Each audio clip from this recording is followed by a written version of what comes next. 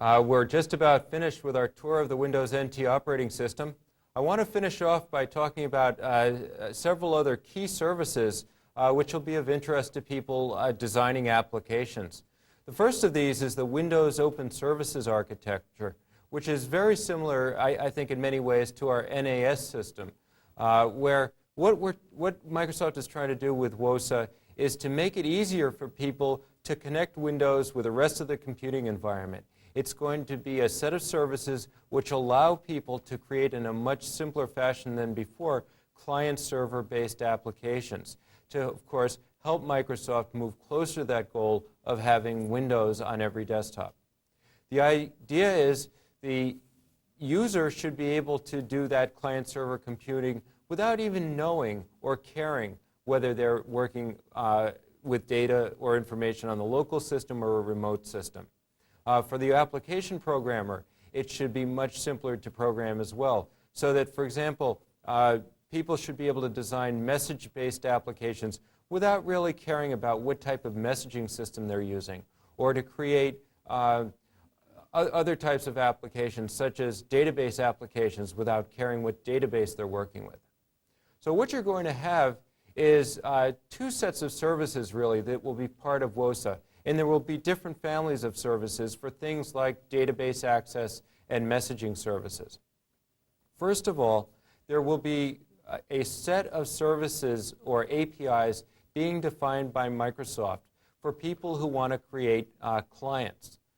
So you might have a set of Windows-based APIs for database access, which would allow you to create applications to open up a database, display data, modify the data, write it back to the database. And again, it would be independent of the actual database system that you're connecting with. There's another part, though, which is that each of the service providers, whether they be database applications or messaging application providers, are also going to have to provide their own service provider interface. What Microsoft is in the process of doing is going out and, for example, recruiting the large database vendors and database systems such as RDB, Oracle, and Informix to each create a service provider interface which will serve as the connection, if you will, with the Windows-based client APIs. I sometimes think of, in this type of a scenario, as your end-user application being similar to an electric plug, and the database system or the messaging system being like a wall socket, where it doesn't really matter what wall socket you connect that plug into. It's going to work no matter which one it happens to be.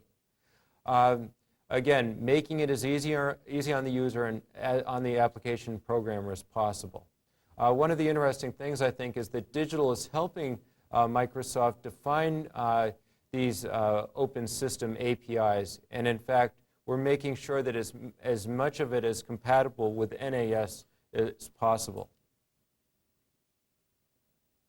There are several, actually 5 major components of WOSA which have currently been defined. The first one is the Messaging Applications Programming Interface, or MAPI. Sometimes you'll hear this referred to as the Mail Application Programming Interface, because messaging systems are typically used to also implement mail systems. Basically, what you'll be able to do with MAPI is to get access to a variety of messaging services. This might be a service such as the DEC Message Queue product, which Digital is in the process of porting over to Windows NT. Or it might be Lotus Notes, or it might be Microsoft Mail. And again, a person creates a user interface in a client application using MAPI routines, and then hooks up to whichever of those messaging systems that they want to. A second set of WOSA services is Open Database Connectivity, or ODBC. The goal here, again, is to provide access to multiple types of database systems anywhere around the enterprise. And again, Microsoft is actively recruiting companies like Digital and Oracle and Informix to add an ODBC service provider interface, sometimes called an ODBC driver, to their environment. And digital certainly is doing that with RDB. A third component is remote procedure calls. We talked about that yesterday in the management overview. Remote procedure calls are built into Windows NT. And you could use these if you wanted to create a more generic client-server environment. A fourth component is the Windows Network Transit Protocol, also called Windows Sockets, or even more frequently just WinSockets. WinSockets is very compatible with the Berkeley sockets that Unix application developers use today for client-server programs. And this would probably be the simplest path for people porting those Unix applications over to NT. A more flexible approach is to use remote procedure calls, and that would probably give you the greatest flexibility and future viability of that system. And a fifth one is the license server API, which is allow people to do things like license checking and make sure that only a licensed number of users are making use of that application. There's actually a sixth component, which I don't have on the slide, which is a set of services that will be used for financial applications. I want to talk about Unicode for a second. And before I do that, just back up a little bit and talk a little bit about the history of internationalization on computers. One form of support is national language support. You'll see this if you use the internationalization application under the control panel in the Windows API. This allows you to adjust things like the way that currency, dates, times, and et cetera are displayed on the system. It's a fairly superficial form of internationalization. Another type is the ISO standard code sets. If you've ever programmed using X Windows or Motif, you've probably worked with these ISO code sets. Other systems use them as well. Under the ISO code sets, you have different set codes for different families of languages. So Latin 1 is used for the Western European languages. There's a Latin 2 for some other families of European languages. There's a code set for Russian, a code set for Japanese, several different Chinese code sets, and so forth. The problem, one of the main problems of it, is that for some languages with a fairly limited number of characters, such as the Western European languages, you can use a single byte to represent each character. But for some of the Chinese languages where you have literally thousands of different characters or ideograms, you need up to 4-byte codes. So you can imagine the intense work you have to do to be able to create a system that's compatible with, say, English and Japanese, both in terms of converting the codes and allocating storage for the two different coding schemes. So Microsoft, as well as some other companies, came up with a new scheme called Unicode, which, by the way, has since been adapted as an international standard. Some of the key features include 16-bit coding, where every character is using the same 16-bit coding scheme, including English. With 16 bits, you can address up to 65,536 different values, or 65,536 different characters. And they figure that this is enough for all languages being used today, as well as others in the future, not just languages, but also things like mathematical symbols and characters used in the printing industry. They said that in the future, hieroglyphics may be added. And if the Martians land tomorrow, we can add the Martian language as well. So there's lots of room for expansion. If I can just turn over to the monitor for a second, I just wanted to talk about how the languages are distributed using Unicode. You basically have different ranges of numbers for the different families of languages. So what you're doing is you're starting over here with the number 0, and 0 to something like 250 is reserved for ASCII. then 251 to, say, 512 is for Latin and Greek. And you go all the way to 65,535 over here on the far end.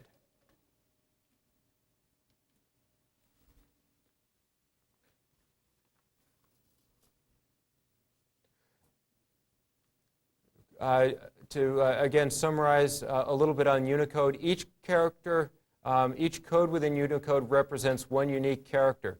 And you're going to, that only says what character is going to be used. In terms of how the application actually formats that or how the character is displayed on the screen, that's going to be up to the application you're using, as well as the particular fonts that you have loaded on your system.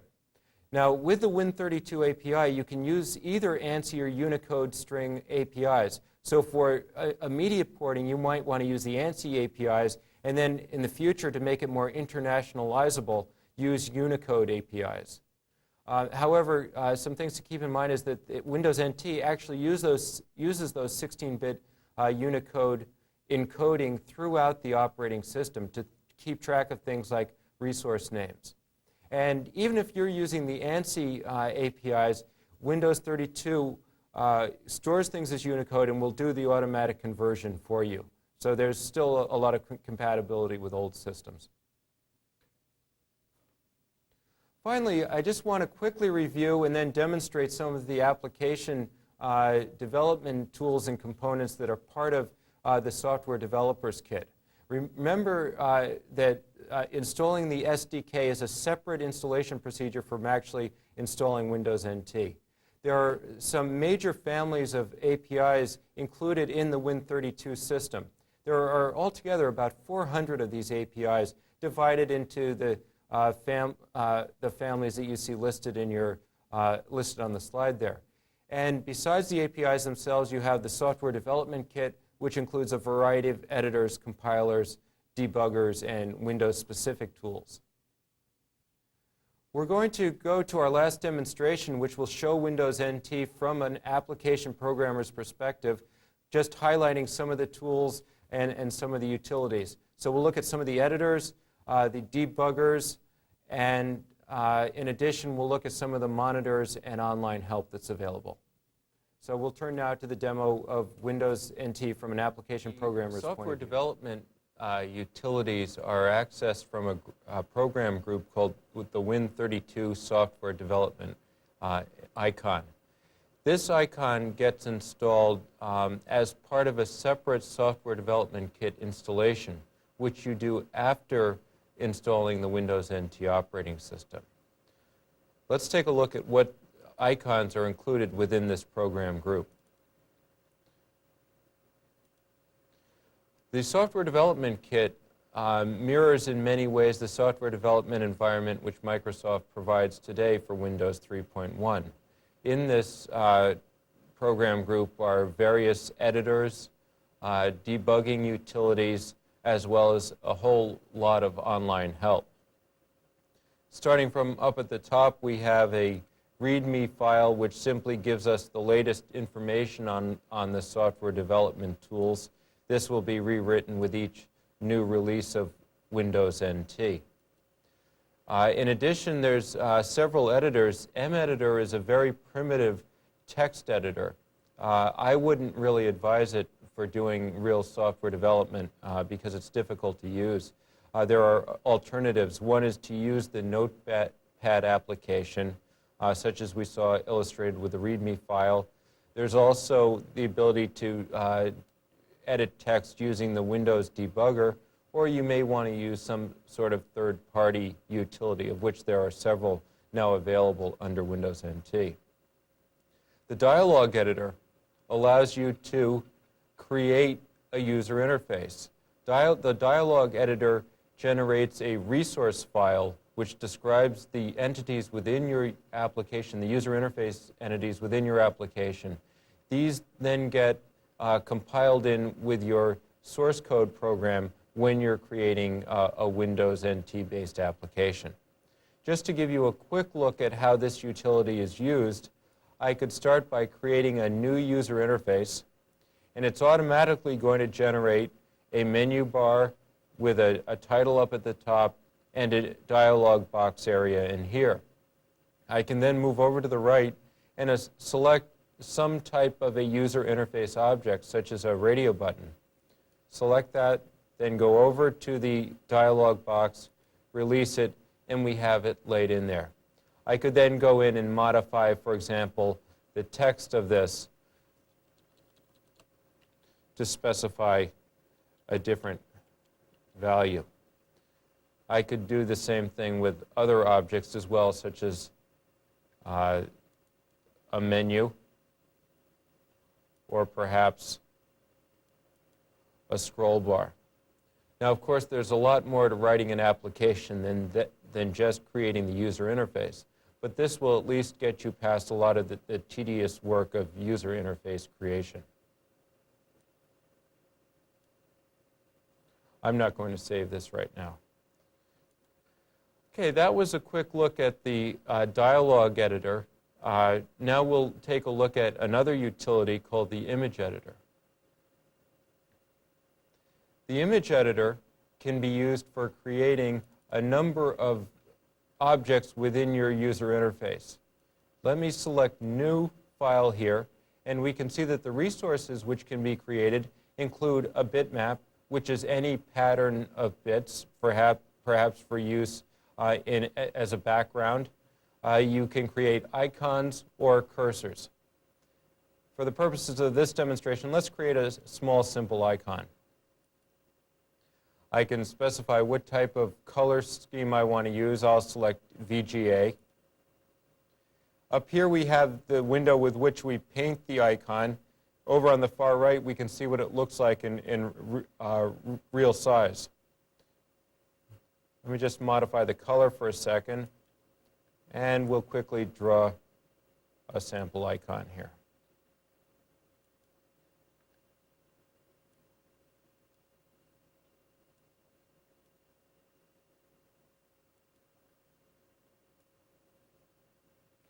And there we have it, ready to go. If I wanted to, I could save this, but I don't think I will.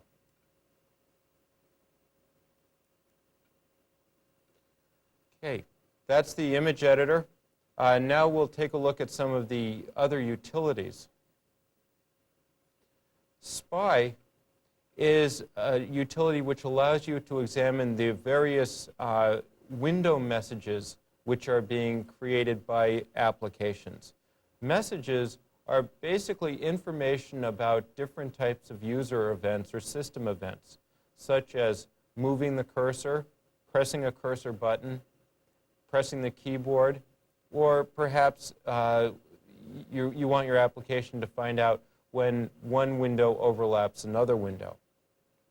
Using Spy, I could choose to spy on the activities occurring in all windows, but generally that's going to be much too much information. Let me change that to a specific window, and what I'll do is I'll select the Notepad window.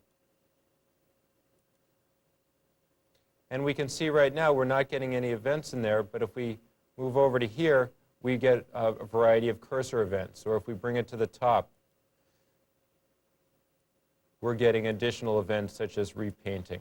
Again, many activities there.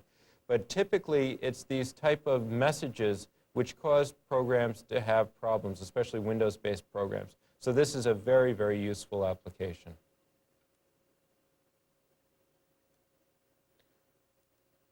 The other spy program, DDE Spy, is used for monitoring dynamic data exchange, or the cutting and pasting of information from one application to another. I won't show you that right now. The Windows Debugger is used for debugging applications. It's much like other debuggers which programmers have used for years and years. What's different about this is that it's graphically oriented, and you can use the mouse to select various things that you want to debug. Just for purposes of showing you some of the menus, I can bring in a file into this, and what I'll do is I'll simply specify a C program. I'm going to go down to my samples directory, and we'll just select the first one that's available, load it in there. And from there, we can then go in and edit the program using this source code window. I can also go through and run the application, trace into various functions. I can set breakpoints and watch expressions, and I can run, debug, and set up the configuration of various aspects of the program. So it's fairly simple to use, especially when compared to a lot of the command line debuggers that are in use today. The zoom utility is used for zooming in on individual pixels of something like an icon or a bitmap for use in just correcting very hard to see errors. The font editor can be used for creating unique character fonts. The process viewer is an application which we were looking at earlier when we were examining the activities of the virtual DOS machine. Let's just jump back into that for a second. As we saw earlier, the process viewer can show you all of the processes which are currently active on the system. It can also show you the amount of memory that every application uses, as well as the threads associated with it. In addition, we can have some much more specific thread information down at the bottom of the screen. In addition to that, we can get memory details. Let me select the memory details button on the far right side here. And you can see that there are a whole variety of different pieces of information that you can get, including the amount of memory being used by the total system, as well as some of the dynamic link libraries or shareable libraries which are used by this application. I can look at the number of map pages and private pages, the use of virtual memory, and the use of our memory pools.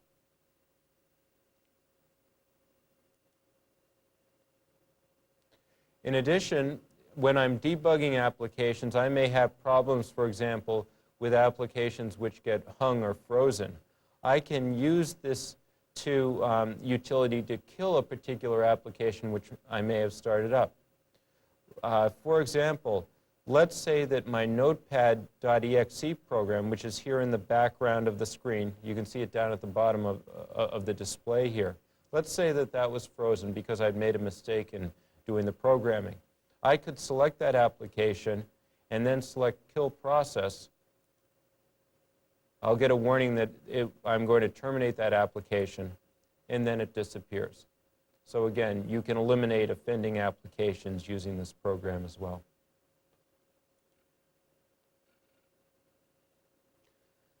The Port Tool application is useful for porting programs from 16-bit Windows to 32-bit Windows. WinDiff is useful for looking at differences between one or more windows. That can also be a cause of problems. PStat will let you look at the statuses of various processes which are running. The CPU Thermometer is a very primitive form of the viewer that we were looking at before, the performance monitor. In this case, all we're doing is looking at the activity of the system, how much of the time the processor is spending in user mode versus kernel mode versus total system time.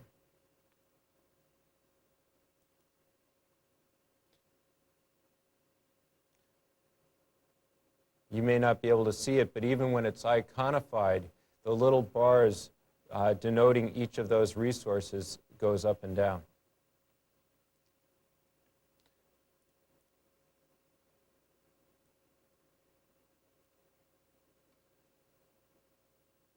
Finally, the Unicode Notepad is another utility which allows us to look at files which may contain Unicode characters. As we discussed earlier, Unicode characters are 16-bit character codes which can include many, many different languages. So I could, with this application, look at files which contain combinations of ASCII text, Japanese characters, Russian characters, and so forth.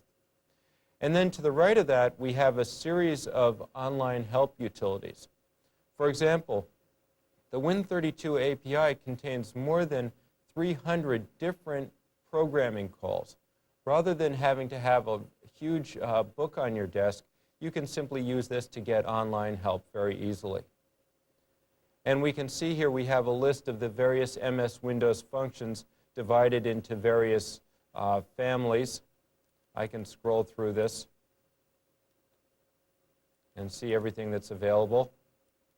Perhaps I want to look at remote procedure calls, so I can select RPC,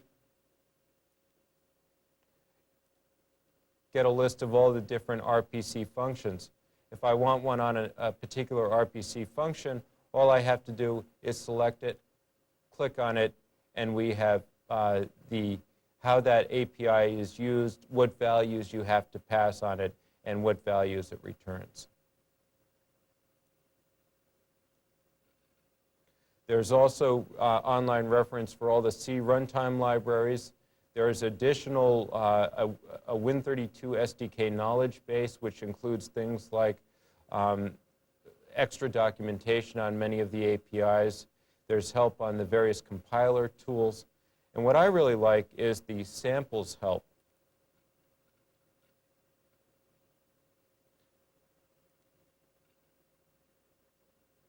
This is a list of all of the different sample applications that you get when you get the Software Developers Kit.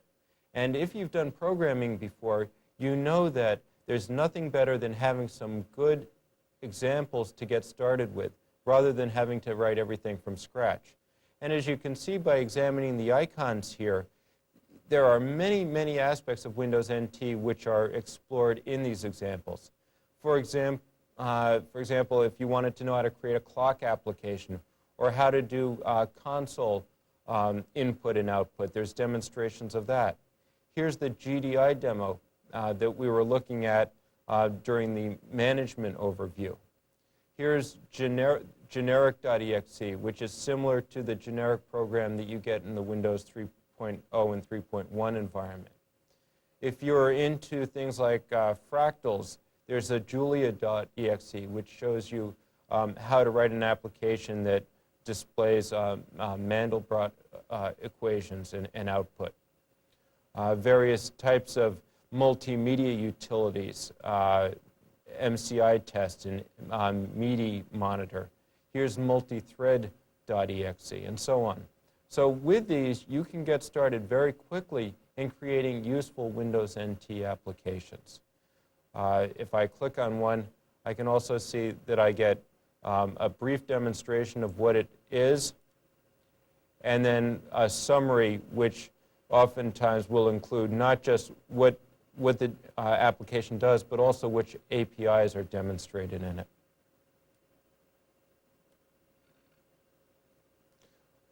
Finally, we have help for remote procedure calls in MFC, which is our master foundation classes. These are the C++ foundation classes which come with the Software Developers Tool. And don't forget, besides all of these utilities, the other thing which the Software Development Kit includes is a C and C++ compiler and linker. That concludes our demonstration of the Windows 32 Software Developers Kit. During the demonstration that I last showed you, we had a variety of applications being displayed. And again, with that Software Developers Kit, there's a build procedure which allows you to build and run all of them. One thing you might be interested in is I quickly filled up my disk just compiling all of those. So if you're very slim on disk space, you may want to take a little care before firing off the procedure which builds all of those at the same time. Just to summarize what we've talked about today, Windows NT is really moving many of the limitations that DOS had, is removing a lot of those. Windows NT incorporates a lot of the features from other operating systems. And I think that those of you who have been using VMS and Unix for many years will find a lot of it very familiar territory. We've seen how the use of the subsystems gives Windows NT a lot of flexibility, a lot of capability for adding new extensions, and I think it's going to be very exciting over the next few months and years to see what new features are being added. And finally, we saw a little bit about how Windows NT uses objects and message passing very extensively. Again, I'm excited about future releases and how object orientation is going to be more visible to the end user as well. Okay, what we'd like to do is give you a couple of pieces of information. The first thing I'd like to tell you is how to order copies of this presentation. You can not order, but copy them yourself from node pinion : $: public : left bracket NT-Windows close bracket. And there are two presentations in there. There's yesterday's management seminar management overview is NT awareness _MGMT, and then today's presentation NT_awareness _TECH.PS. If you would like to order a copy of this videotape, perhaps for people who are not available today to see it, we'll display that information as well. It's time to bring this technical overview of Windows NT to a close. I hope this material will be helpful to you. Thank you very much for joining us.